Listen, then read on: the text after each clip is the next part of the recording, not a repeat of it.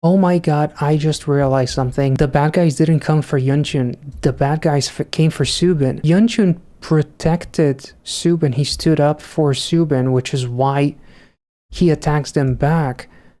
And that's why they sabotaged the bike. Hey everybody, what's going on? Welcome back to another reaction. We are checking out Setsuna Hanabi by TXT. The Japanese translates to fleeting fireworks or momentary firework. Setsuna means a fleeting moment or a split second, and Hanabi means fireworks.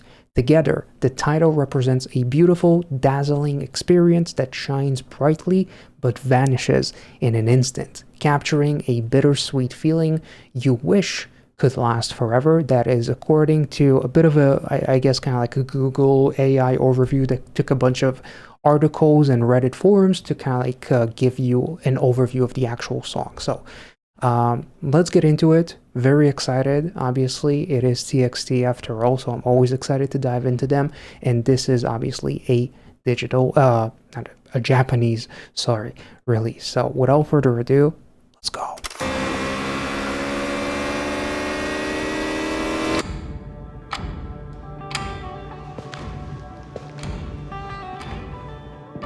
Already love the graininess of the footage, love the cinematic vibe. Annyeonghaseyo, or I guess konnichiwa, since it is a Japanese release.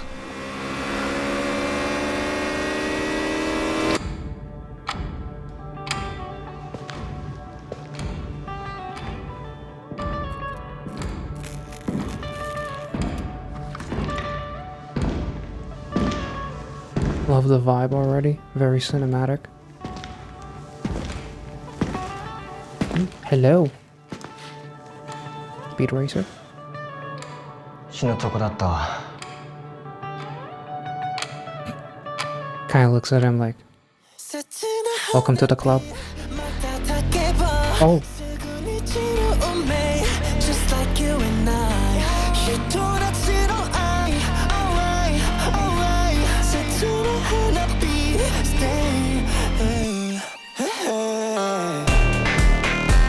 Ooh.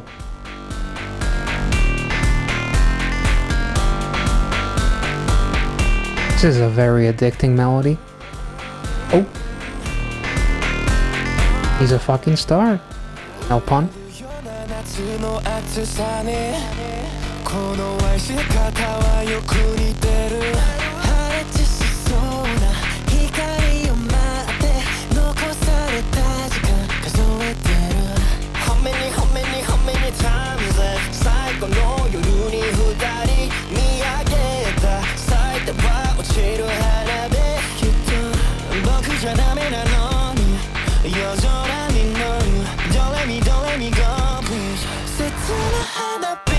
Ooh.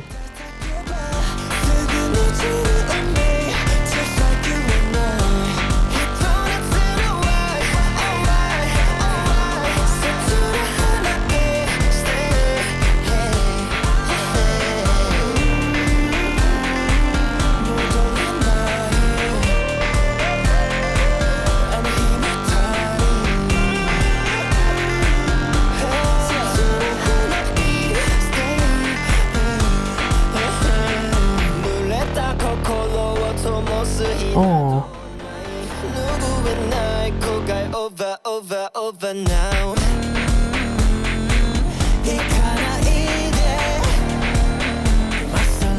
How many times left?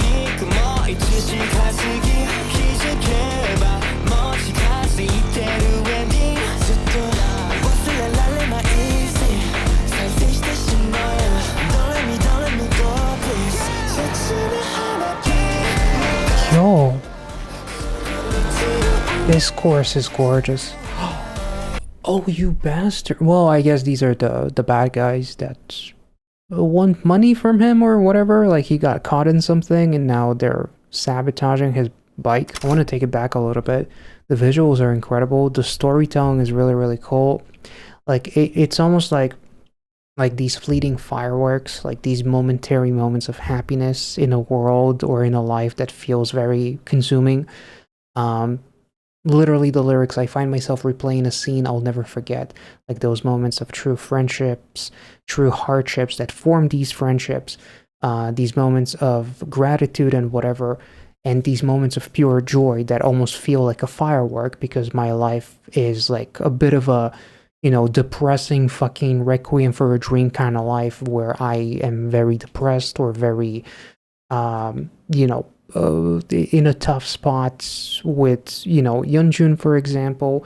It feels a little bit more mental with someone like Kai, for example. Like, he did seem to be like doing the fighting, but he's in a corporate job. So it's almost like he's trying to readjust to a life of almost like an adult in a way, someone who had to throw away his passion maybe, or something like that, because like he's in a job interview, but he's surrounded by the fighters, which is a mental scene. You also have Taeyeon, who basically punches the mirror, which is like a classic metaphor. When you look into the mirror and the chatter, it's almost like not recognizing yourself or hating the version of you that you are currently. So there's a lot of hatred in his life to what he is now, and the only thing that is basically keeping these guys together is their friendship.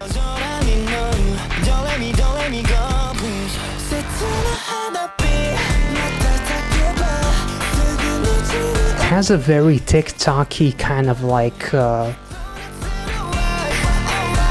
almost like a Brazilian funk kind of vibe to it.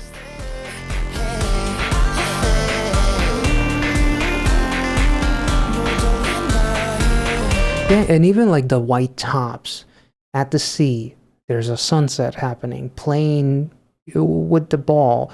Just very youthful kind of like spirit, and the white tees kind of like almost maybe represent like the joy and like the light, the bright side of themselves, like as opposed to like the darkness in some of the other scenes. Like, it's very darkly lit, it's very grim, it's very serious, whereas these shots very bright whenever they are together. The white tees also kind of like represent like some sort of like this cleanliness in a sense. You know, like when I'm with you, I'm like this fucking lotus flower that grew in the mud or whatever, that is unscathed despite the harsh environment, which is their life, kind of. I think I just overcomplicated the shit out of it because I didn't know how to put it together. Anyway, hopefully I brought it home somehow. Anyway.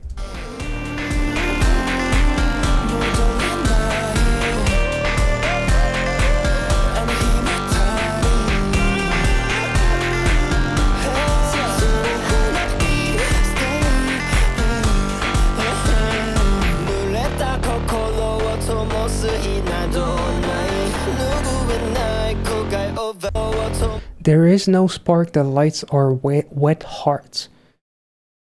Oh.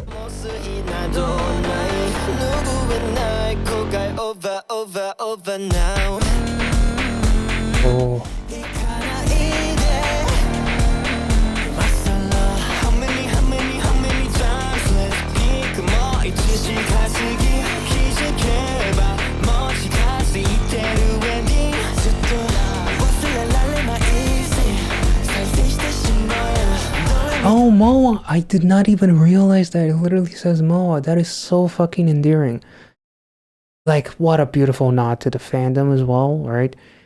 So it's almost like a song in a way to the fans, and it's like whenever I feel down, that camaraderie that they have when all of them together and are happy, it's kind of like the equivalent of what the fandom makes them feel, maybe. And then like Bongyu playing the guitar almost like for the fans in a sense, right? And there's like something going on with the door is open, and there's like like some sort of flower or whatever. There's like almost like some dug up piece of like ground or whatever. But also you see like the alcohol as well, which is kind of like a bit of a coping mechanism. Like the lyrics are very like, man, we're way closer to the end than we were to the beginning. And how many more times can I feel like this is going to be okay? Like these fleeting fireworks and whatever. Damn.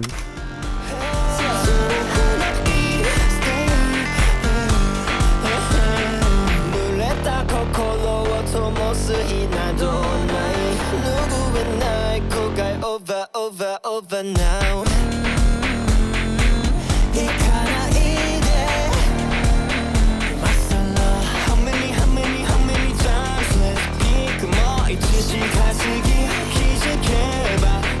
Is he fighting himself in that scene? Is it also more mental than actual like reality? I wonder. Like it feels like he's constantly fighting himself because he loved that adrenaline rush, maybe from that sport, or maybe it's sort of like a physicality that reminds him of something real in a sense. Interesting.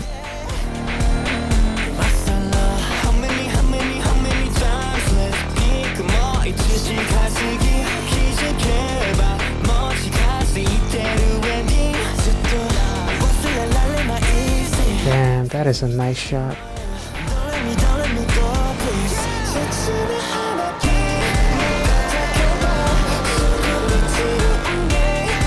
Oh my god, I just thought of this. Life itself is a momentary firework. Like, you can blink and your life is over, which is basically what almost happened with Yunjin in the concept, right? He almost died because of the interference with his bike, right? With the sabotage of it. So it's like, you know, life itself is a momentary blink or a firework. Like, today we're best friends, tomorrow one of them could be gone. You know, it's like, like the feeling of like, you never know what you have until you lose it, and then suddenly you realize how blessed you are to even have it in the first place, and you can't forget it. Damn.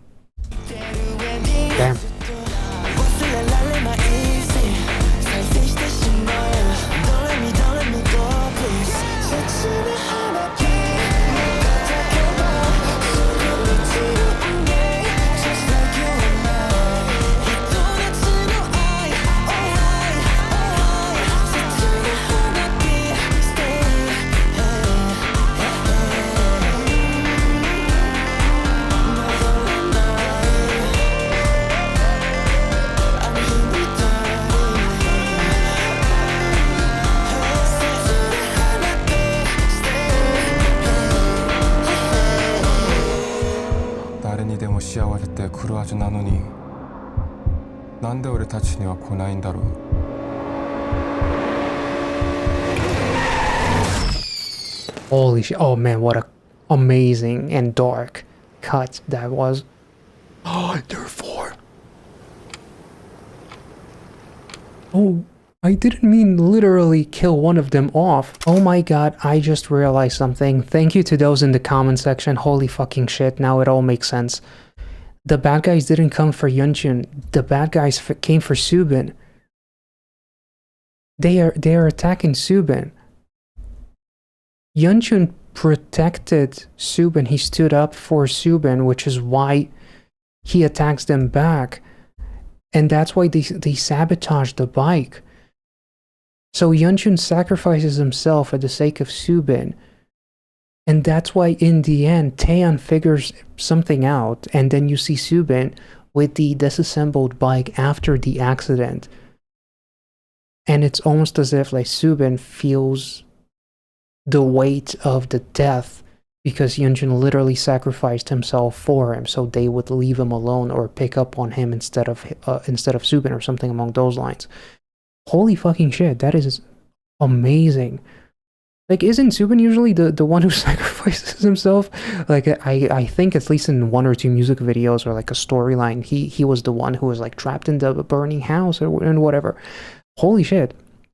And like literally that makes so much more sense because it's always Yunjin and Subin together. In this shot, he is literally his mechanic, right? The shot on the sunset with them talking, again, the shot of Subin walking the bike. I thought it was just like an endearing moment for a second there because he kind of like wanted to take the load off of Yunjin. They were taking turns maybe, but he literally treated the bike as if it was his own because he took care of the bike, so he feels the impact is like the mechanic would always feel terrible and would always be, if you watch Sons of Anarchy, the first one to be accused of someone's death if their bike was fucked with. So Subin feels as if he's the one responsible for the death, when in reality, Yeonjun basically knew what he was kind of like getting himself into the second he tried to brake and it didn't work. It wasn't like, oh, Subin fucked the bike. No, of course not.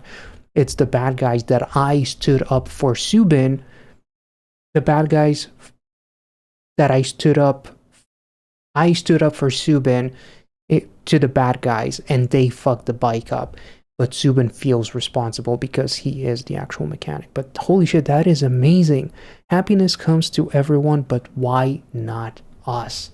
Like, why for everyone happiness is a constant thing, when for us it's just a fleeting firework. It's just a moment of happiness, not an actual, life of happiness, but just moments of happiness.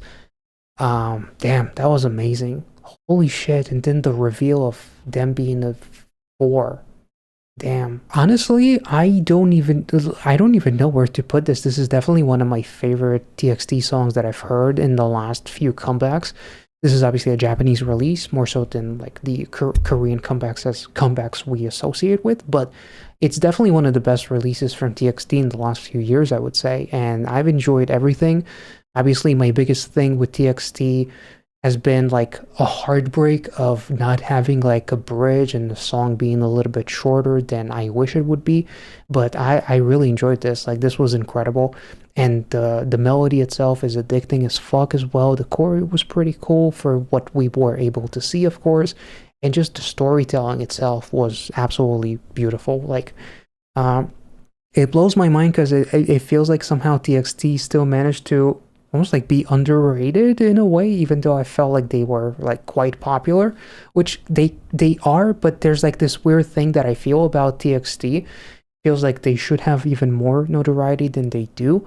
So I'm not really sure what's going on. Maybe it's just like, our reactions to TXT are not necessarily doing as well as they used to. So maybe I'm kind of like conflating or conflicting the two things, which shouldn't be, mixed. But let me know your thoughts. I hope you guys enjoyed this reaction. If I made any sense, feel free to let me know. Like this video, and I'll catch you all next time. Have a wonderful rest of the week and weekend ahead, and be well and safe wherever you are.